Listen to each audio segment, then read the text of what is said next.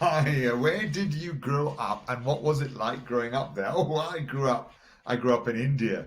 Yeah, I'm half Indian, half English, and I've had a fascinating background in India. I was sent to boarding school in the south of India in Ooty in a hill station.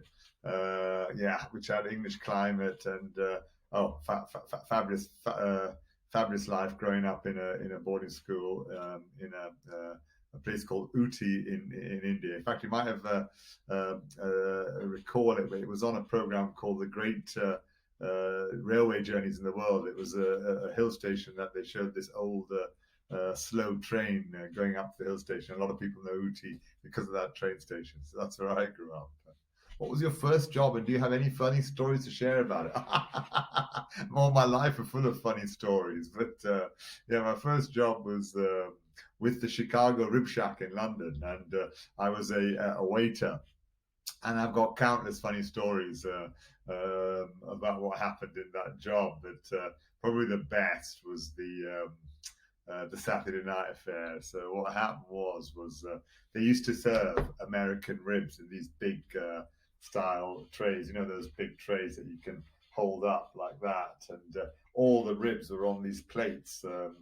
Ceramic plates with a full rack of ribs with steak knives actually in each rack of ribs, and he would stack all these ceramic plates with ribs on the tray with actually pots of barbecue sauce, brown pots of salad on top, pots of other bits, which is what they call chips, and onion loaf, and you put all this on this tray, and you'd show off by lifting it up, which obviously looked much more difficult than it was, and balancing it and running down the restaurant with all these ribs and then put it on a stand and serve it out. It was a fabulous restaurant, very busy and very successful. So just to get this adrenaline going, and on Saturday, because it was so busy, you had to turn the tables quickly to make good money.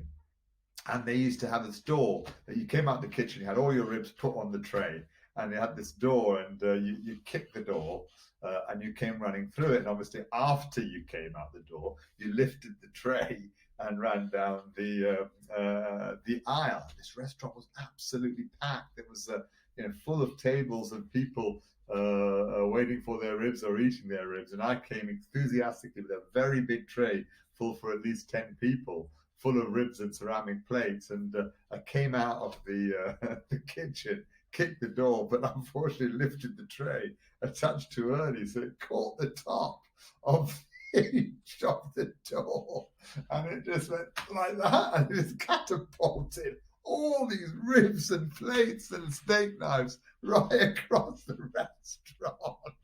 I mean, it could have killed somebody because it was like a real catapult like that. And there's all this stuffed barbecue sauce and everything just flying everywhere. So that was a real Inspector Clouseau moment in my first job. Okay, what famous artist would you like to FaceTime? Would you like to FaceTime you?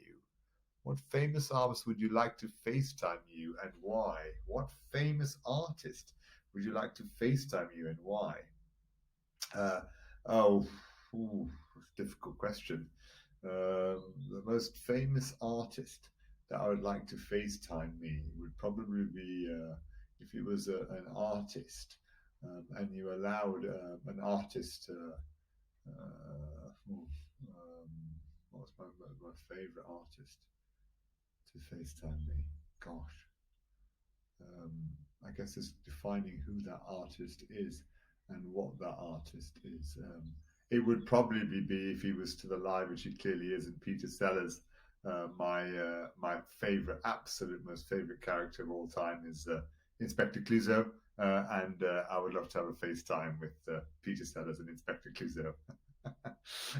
Can the following line be said in a surprise way? Right, I'll try this one. Oh my God, I don't believe that's how fast it can actually go. That's actually really fast. I'm shocked.